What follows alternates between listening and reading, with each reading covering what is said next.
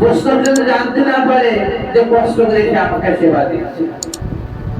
একজন ব্যক্তি ভিক্ষা করে বৈষ্ণব সেবা দেয়, ভিক্ষা করে, কিন্তু বৈষ্ণবকে জানতে দেয় না যে কি করে সেই সেবা হয়। বলছে তুমি প্রতিদিন আমার বাড়িতে ভিক্ষা করো, কোনো সমস্যা নেই। এদিকে ওনার বাড়ি বাড়ি কিছু নাই, ওই ভিক্ষা করে দেয়।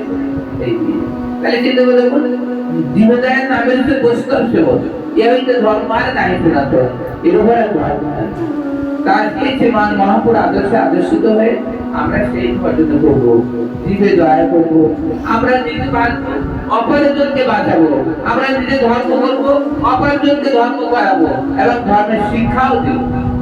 কারণ আমি নিজে ধর্ম করে উদ্ধার হলে হই না, আমার পাশাপাশি আরো যারা এদেরকে ধর্ম নীতি শেখাতে হবে। তাই দিনে লগে কুঞ্চ কবে আর জিজ্ঞাসা নেই, আর ভোজন পরিবার ভোজন করাবে, সরবিদ হয় ভালোবাসার লক্ষ্য 6 প্রকার। কিছু দিতে হয়, কিছু দিতে হয়, কিছু খেতে হয়, কিছু খাওয়াতে হয়, কিছু গোপন কথা ভালো কথা তার সঙ্গে বলতে হয় এবং তার ভালো কথা আমার শুনতে হয়, কুঞ্চ কবে গোপন কথা আর জিজ্ঞাসা করতে হয়। এই ছড়ে বিজয় তৈরি দিয়ে তাহলে ভালোবাসার এই 6 প্রকার লক্ষণ অনুষ্ঠিত আমাদের ভালোবাসা বাঁচতে হয়।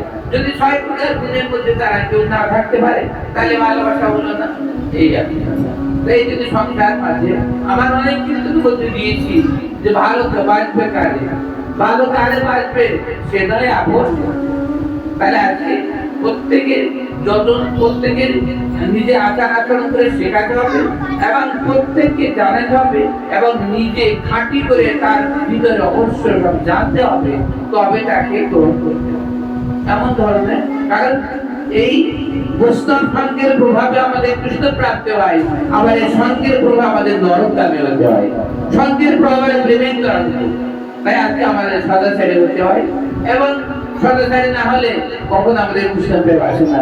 আমাদের মধ্যে যদি দেবতার সাধন থাকে, যার যত হোম তপস্যা থাকে, তার জন্ম পথে যায়, নানা জানি সদা ফেরে কদন্ত ভক্ষণ করে, কদন্তে কি ভগবানের নাম হয় না। আর এই যে যান্ত্রিক হোম তপস্যা আমরা করি, অন্য দেবতার উপর সাধন যারা করবে তাদেরই পূর্ণ প্রাপ্তি হবে, কিন্তু বহুদিন অন্য কোথাও বিক্রি না হয়ে যায়, এই কারণে পূর্ণার্থে পূর্ণ থাকে, তবে একদিন আমরা কৃষ্ণ চরণে যেতে।